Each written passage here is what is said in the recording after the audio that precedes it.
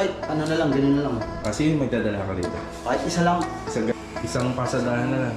Malapit naman na siya matapos doon. Dito na siya. Pero pera, kaya dito mo yun ano. Oo, para Tungtungan. Tungtungan to. Oo, sige, hindi. Mag-ano tayo, magpo-provide tayo rito. Paano nila na masilyan? Hindi ko Hindi, may ano yan, makakapit. may hagdanan kasi May dito. hagdanan. Wala mga karangas yung vlog natin, ngayong araw po ng Biyernes.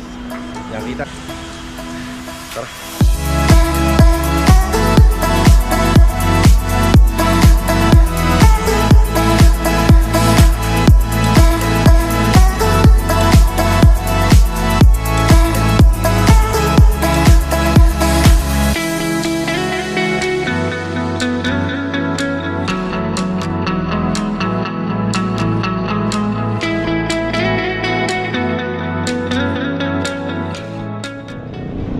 Mga karos, good morning po.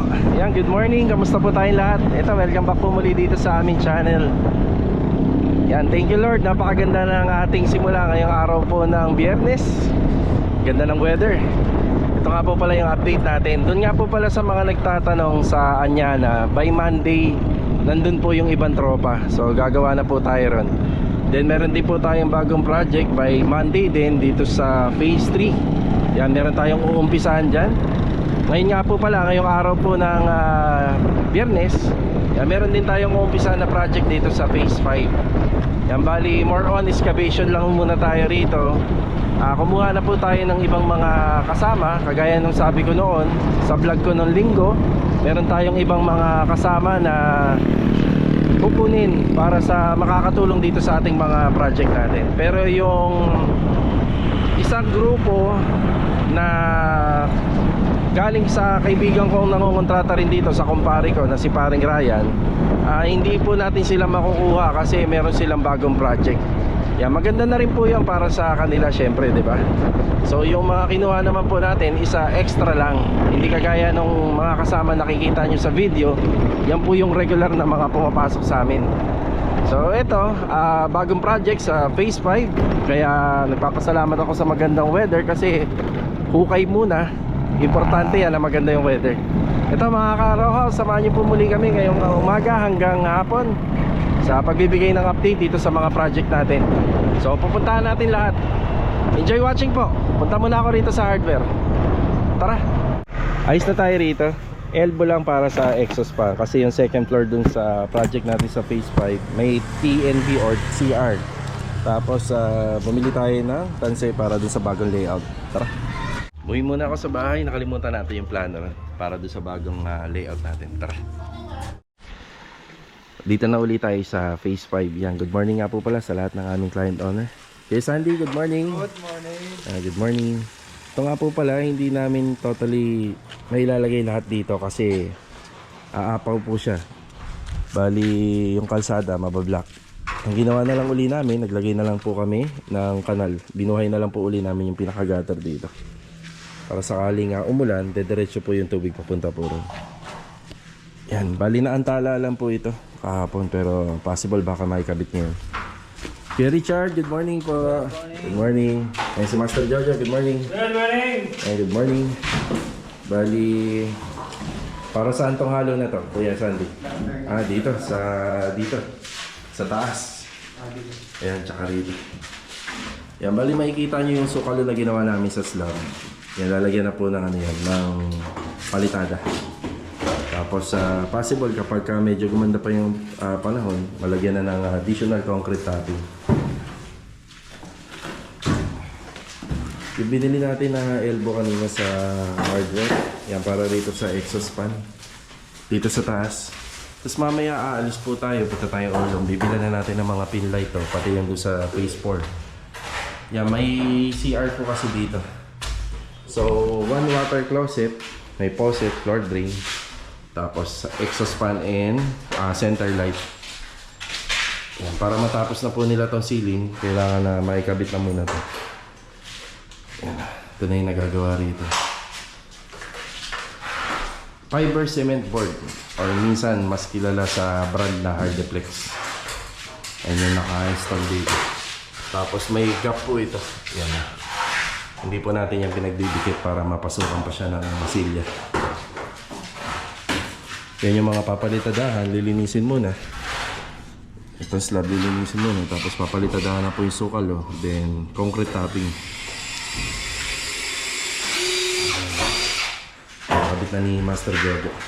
Exhaust fan para rito.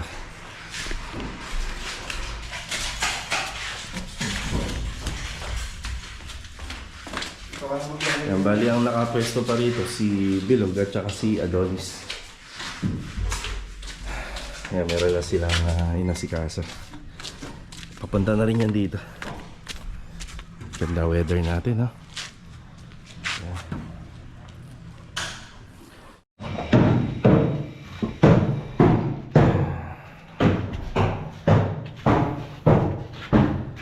Sakto lang yung kasunod na project namin kasi itong mga pamormag coconut lumber may ililipat namin dito sa bagong pupuntahan natin.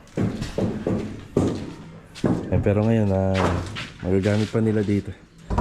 Okay pa yung condition yan, kuya, no? Maganda pa. Maganda pa yung condition ng mga kahoy. Yan, orange na orange pa. Diba? Tigas pa. Yan, nawalan ng tuntungan si Kuya Paket.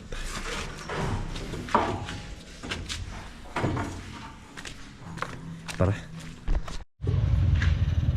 Si Bilog tsaka si Adonis, good morning. Ayan, nandito na po tayo sa bago naming gagawin. Okay, bago tayo mag-start dito, good morning kay Ma'am Karen. Ayan, God bless po, ma'am. Bali ito, first day natin dito. Yan, araw po ng Biyernes. Yan, maraming salamat nga po pala kay client owner sa tiwala. Tayo yung kinuha niyang gagawa ng kanyang extension ng bahay.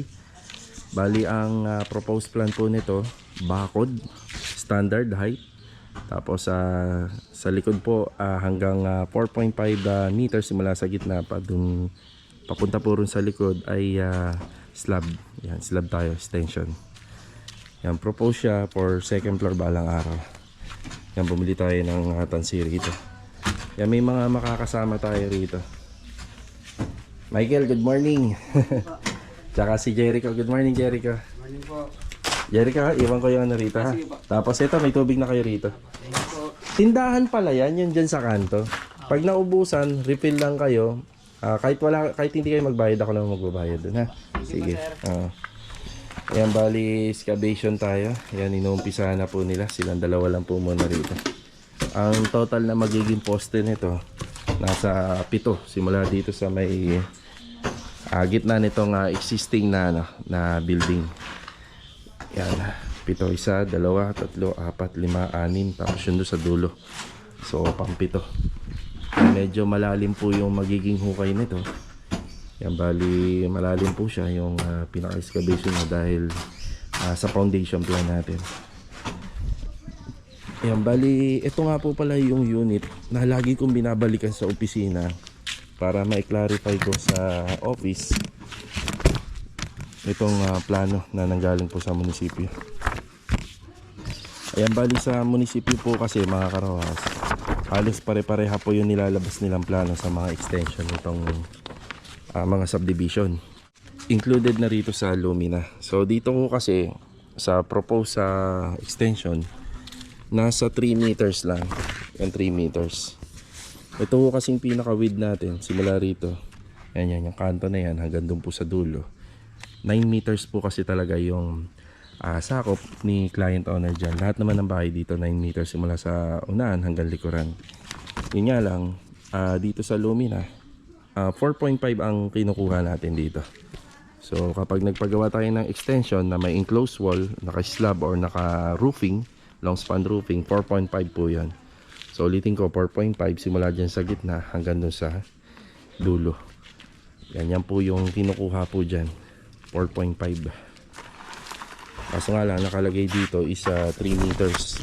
Ang construction band na po kasi dito, medyo malaki-laki na. 50,000 na po sa mga up and down units. Yun nga lang. Kaya syempre, kailangan natin na maklarify ito dun sa opisina. Baka mamaya kasi ito lang yung maging reference nila. So, nakausap ko naman po yung mga taga-opisina kahapon na ano po tayo rito, 4.5. So, kalahati nitong existing building o kaya susukat tayo ng 4.5. Yun po yung magiging sakop ng extension ng bahay. So, syempre, mas matutuwa si client kung ganun dahil nagpa-extension siya ng bahay, hindi niya nakuha yung pinaka-sukat na gusto niya rito. Diba? Pero sa atin, renovation, wala naman po tayo magiging problema. So sa ilan sa mga nakalagay po rito, pag nagpagawa po kayo ng plan, is yung perimeter fence, 150 cm lang po talaga yan. Then dito po kinukuha yan, yung pinakasukat ng 150. Ayan dito. Yan. Yan dyan po natin yung kukunin. Yan po yung 150 cm height. Kaya pag tiningnan naman yan dito, mukha naman po siya magiging mataas. Hindi po kinukuha dito sa sidewalk. Yan, tapos dito may proposed na gate, dalawa. So meron dito sa corner.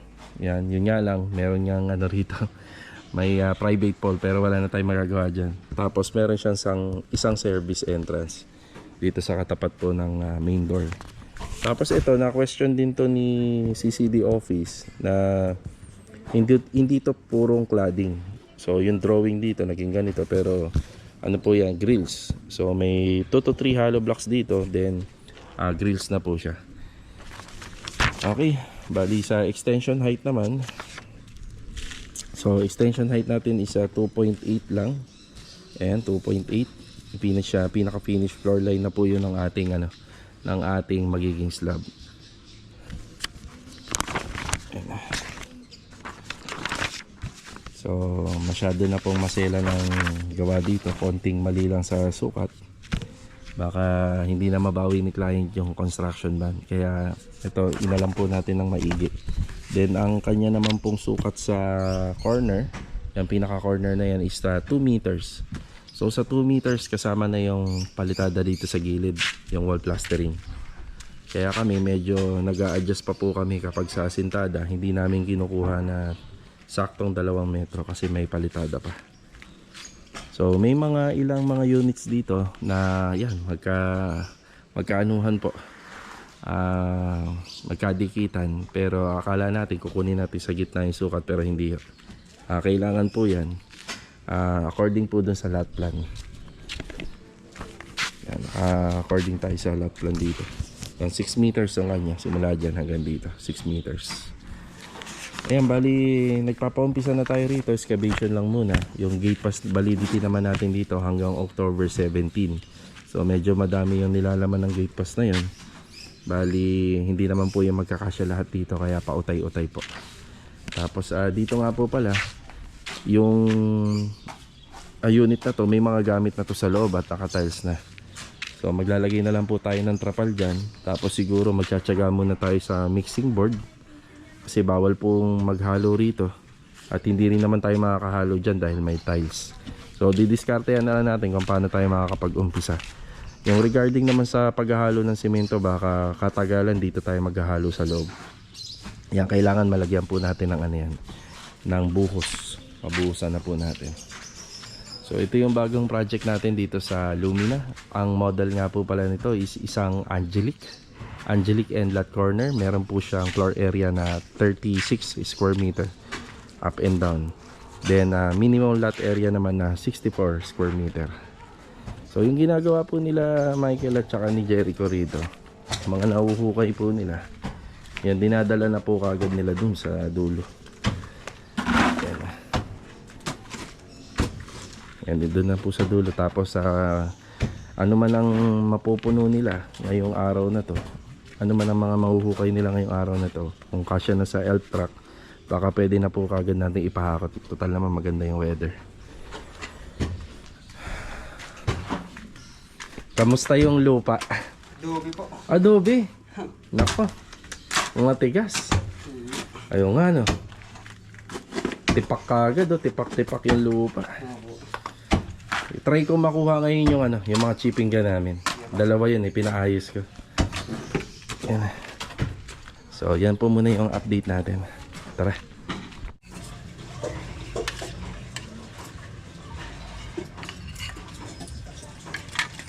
Thank you po.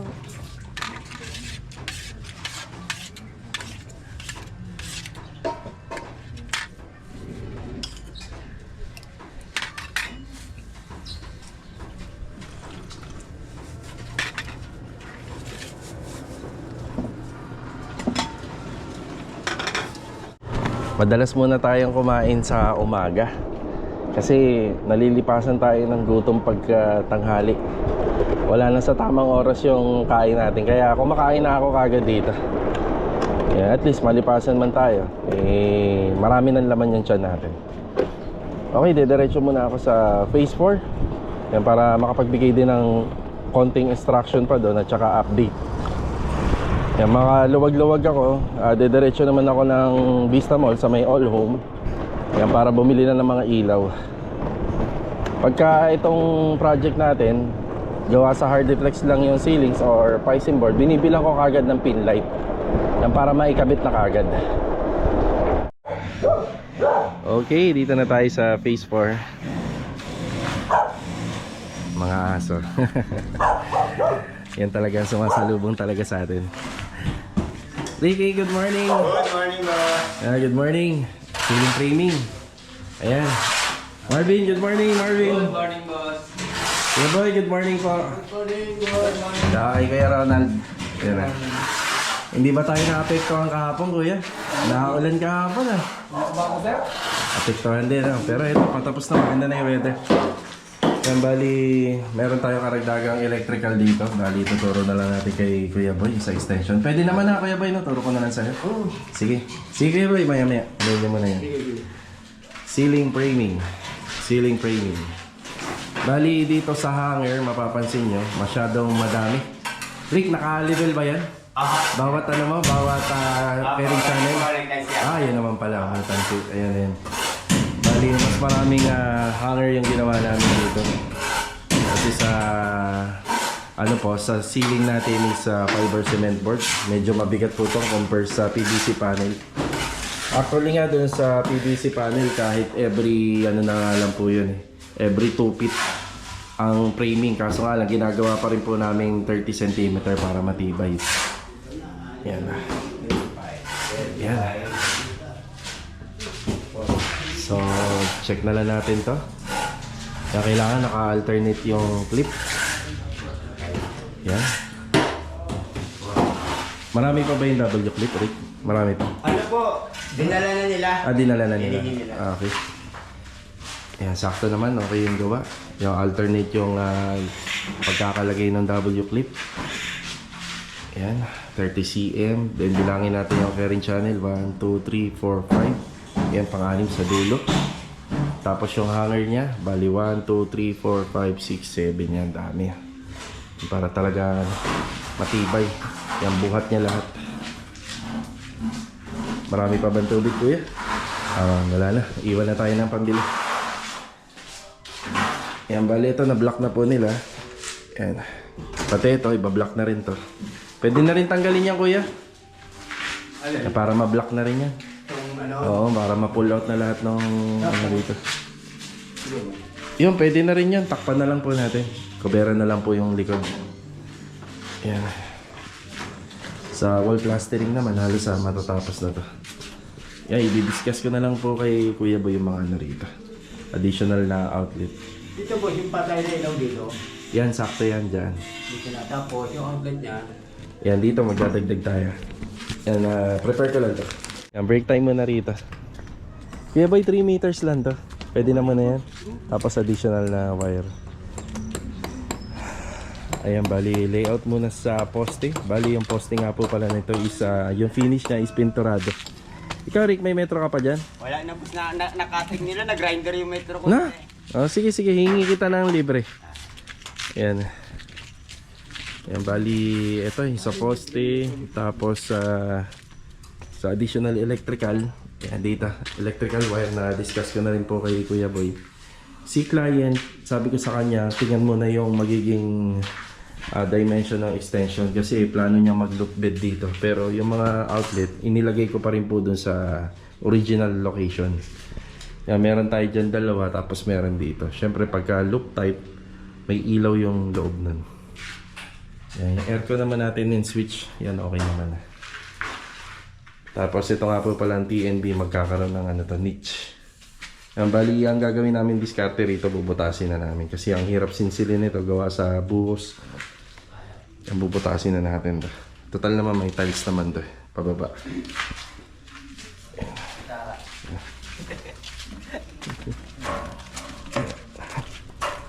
Boss, ano nga pala ha? Pagbalik, Sige ha. pagbalik ka. Isang ano, yung sa tubig na butas yung ano, tinamaan mo. Anong kailangan niya? Kopling lang. Kopling lang, isang piraso. Yung end cap, yung... End cap. Ah, sige. Boss, hindi ko kukunin. Papatayin pala yung gripo ron eh, no? Oo, papatayin mo yun. Yung sa likod. Tutuloy ko lang, lalagyan ko lang yun. Sige ha. Hindi ko boss kukunin yung 27 nito yung pinakalipis lang niya para kung sakali magpatiles, no? Ah, sige, sige. Pero final naman na yan, ano na talaga yan. Bali, kukunin ko na lang po. Kunin mo na yung pinaka ano niya. Ang kapal niya, yung gilid. Yan, poste. Puro palitada. Wala po siyang tiles. Pero itong cladding dito at saka yun. Yan, naka-tiles po yan. Okay. Bili tayo ng ano, ng pin light sa All Home. Tara. Dito na tayo. Ito nga pala yung heater na lagi namin binibili. Yan, na-testing na po. Sa mga pin light, always tricolor. Tatlong ilaw. Dim, warm, at saka daylight. Binila na nga rin pala natin ng ilaw yung project natin dun sa Phase 5. Yung ginagawa nila Master Jojo. Ayan. Ito lang kagandahan dito eh. Talagang maliwanag talaga to. Sa maliwanag. Ayan. Liwanag eh. 2.7.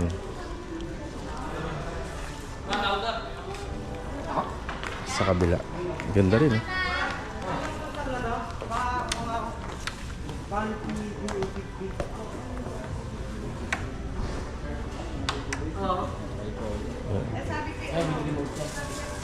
Pero okay na ako dun. Na-testing mo na, April? Patingin nga muna. Ayan o. Ganda nito kapag nakikabit. Kailangan natin. Okay na. Tricolor naman ha. Tricolor. Rick! Pabigay kay Kuya Boy. Yung kailangan niya kamo. Thank you. Bago magtanghali, update tayo rito. Ayun na yung ginagawa nila Kuya Richard. Napakalinis oh. Ganda oh. Naikabit yung bintana at saka yung napalitadahan to. Luminis na ng gusto. Framing dito. Ceiling framing. Oh, patayin muna natin ito. Copyright. Yeah.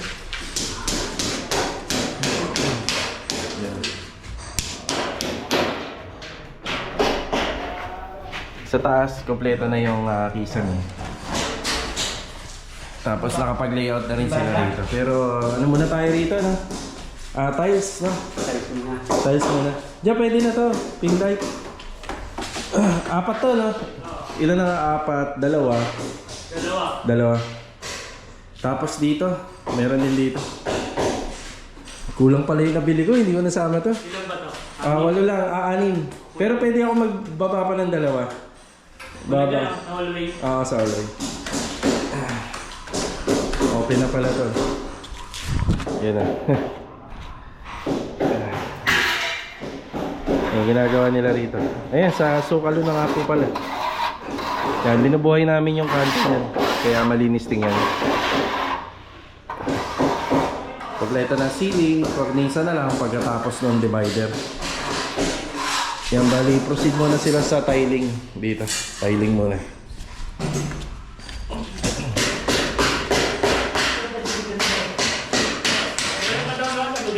Meron pa sa bodega? May nakita ka? Sige, dadaling ko rito. Yan, kailangan nila ng bala na nail gun.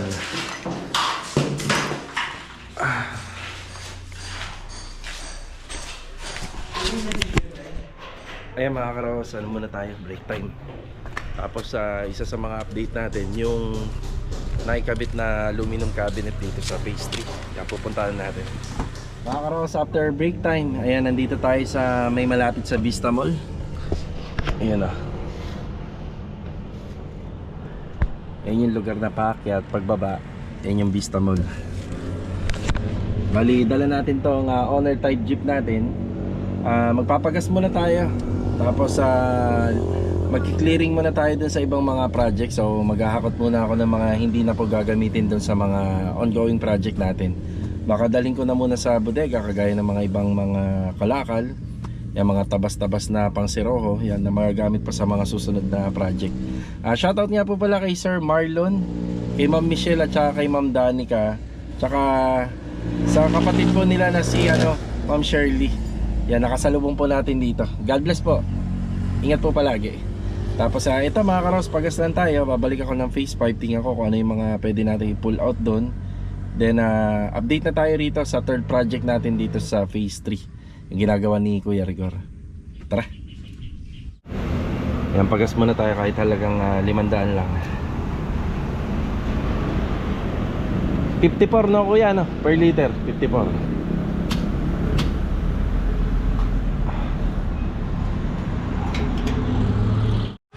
Tiwing, ito pa bayad.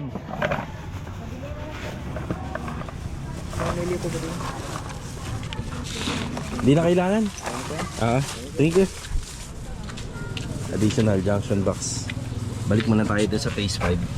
Yan, si Kuya Boy nga pala lumipat po uli rin sa phase 5 for electrical. Kuya Boy, 10 na to. Iwan mo na lang yung sobra rito. Pinuntahan muna namin si Louie rito. Ayan na po yung tiles na binili po natin na nakarang araw. Ayan, ganda oh. Bumagay po. Hindi siya purong puti. Kasi pagka matte, medyo naninilaw kasi kapag purong puti. Ayan, medyo light gray yung ilagay natin dito. Ayan, water closet na po yung hinakabit dito.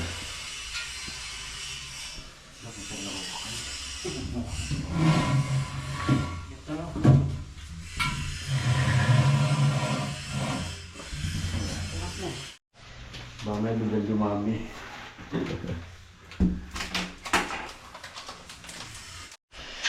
Itong water closet namin hindi kayang ikabit to ng isang tao. Yung dapat mga dalawa talaga. Yan purong adhesive po yung gamit namin sa ilalim ngayon. Purong adhesive para makapit.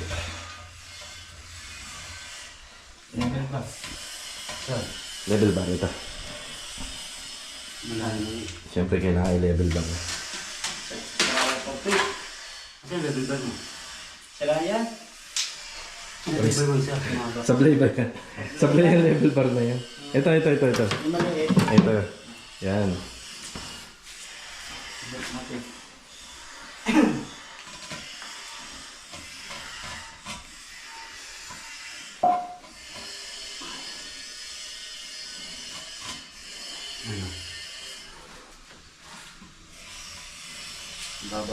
Saan mo ito? Tapos lilinisin na lang po yan, yung ilalim. Kasi mo yung ilalim. Ano? Kulang. Yan. Lasat ko. Dito lang po. Yan, testing.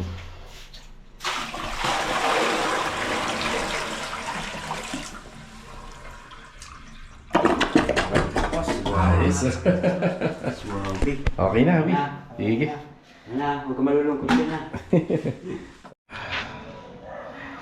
Okay na muna tayo rito sa project natin dito sa phase 5. Bali, nagpasya muna kami na hindi muna maghakot kasi makakasagabal tayo rito sa pagbuo ng gate. Yan, maglalabas paso kasi para maikabit na yung gate. Pagpapabukas na lang po namin yung paghahakot ng mga gamit dito. Ang kailangan na po kasi natin magpaluwag dyan, mag-segregate. Final update tayo rito sa project natin sa phase 3. Ito yung third project. Maluwag na po rito sa harapan. Salamat dun sa mga naghahakot kasi pati yung basura dinamay na po nila sa mga panambak. Kaya malinis na rito.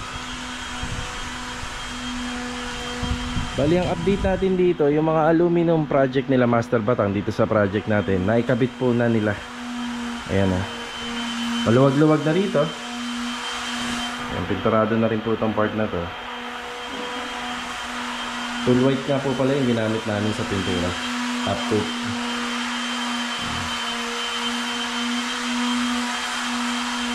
Ito na. Ayun na. Aluminum kitchen cabinet. Halos pareha lang dun sa second project natin. Pull out.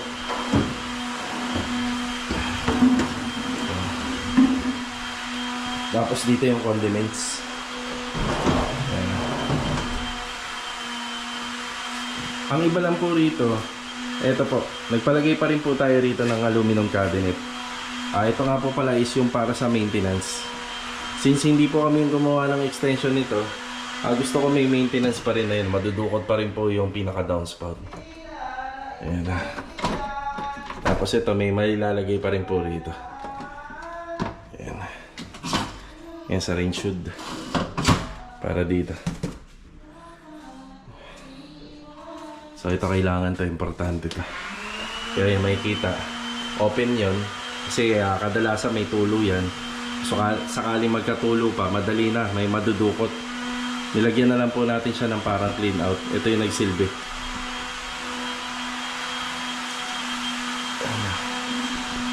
Sliding, meron na rin dito. Tsaka yung sa vanity. Ang linis-linis na nito. Lalo na pag nalagyan po ng kortina to. Meron mga ilang part dito nga po pala, Korean blinds, tapos yung iba, kortina.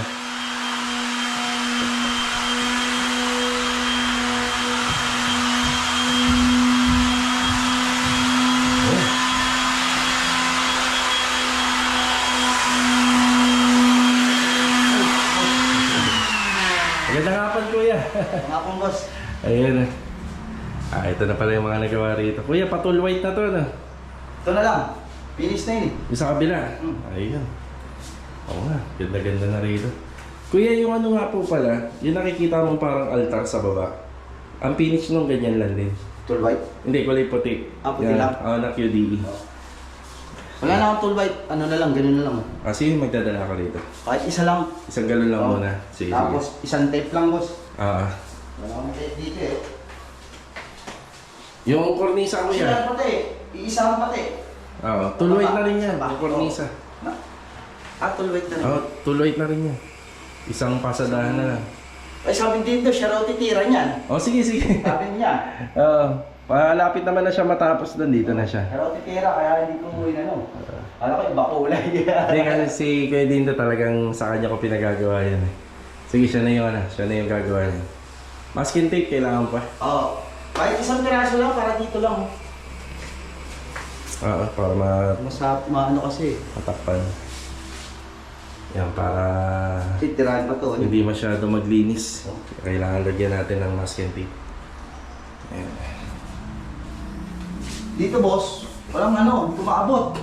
Tungtungan. Tungtungan to. Oo, sige, hindi. Magana tayo, magpo-provide tayo rito. Ayun, oh. Kahit itong part na to, medyo mahuli-huli na. O kaya kahit iwan mo na yan kay Kuya Dindo eh. Ito? Oo, yung part na yan. Hindi kaya naman to. Yun lang, yung gilid na Ay, yung mga gilid. Tatlong ano yun, oh. Sabi ko, paano nila na masilya? Hindi ko Hindi, may maabot ano yan, yan. may hagdanan kasi Ay, dito hagdanan. muna. Ayan. Kaya finish na yan. Ito na nga po pala yung mga pinturan. Ayan. Ayos. Pasok tayo linggo, boss. Oo, kasi yung payroll natin kulang. Papasok ka ba? Linggo. Oo. Kulang payroll natin. Kulang tayo na isang araw. Pero nasa sayo. Iyon. Okay na po tayo rito.